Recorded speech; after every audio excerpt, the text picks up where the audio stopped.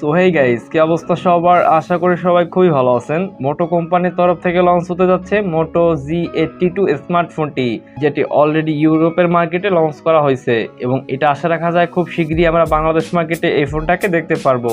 আজকের ভিডিওতে আমরা মোটো G82 এর স্পেসিফিকেশন সম্পর্কে কথা বলবো এবং এরই সাথে এটাও বলে দিব এই ফোনটা আপনার জন্য কেমন হবে।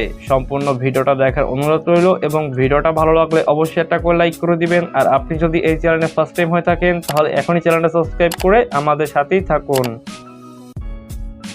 ফোনটার ডিসপ্লেতে থাকছে 6.6 ইঞ্চির full HD plus AMOLED panel display এবং ডিসপ্লেতে থাকছে 120 হার্জের রিফ্রেশ রেট। তার সাথে থাকছে 402 পিপিআই ডায়নামিসিটি এবং থাকছে 86.4% স্ক্রিন বডি রেজুলেশন।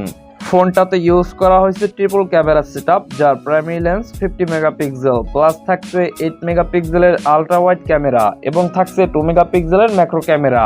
এবং এই ফোনটার ব্যাক ক্যামেরা দিয়ে আপনি 4K তে full HD plus video recording করতে পারবেন। ফোনটার সেলফি ক্যামেরাতে ইউজ করা হয়েছে 16 মেগাপিক্সেলের একটি সেলফি ক্যামেরা এবং এই সেলফি ক্যামেরা দিয়ে আপনি 4K তে full HD plus video recording করতে পারবেন।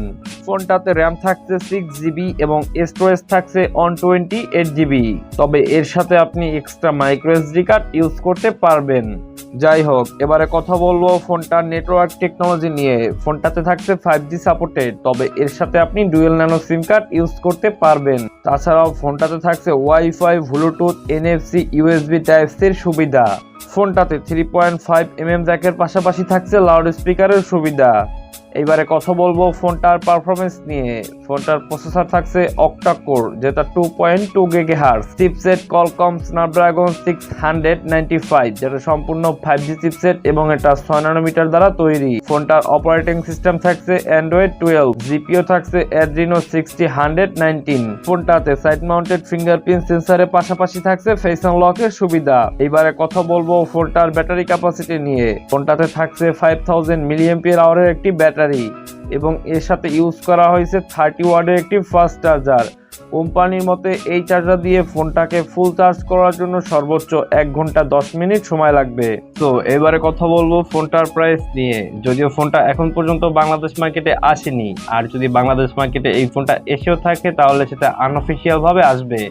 আর আনঅফিসিয়াল ভাবে এই ফোনটার প্রাইস রাখা হবে 25 থেকে 27,000 টাকার ভেতরে। আর এই ফোনটা বাংলাদেশ মার্কেটে আসলে এর স্পেসিফিকেশনে কিছুটা পরিবর্তন হবে, তখন আমরা এই ফোনটা নিয়ে আরো একবার রিভিউ করব।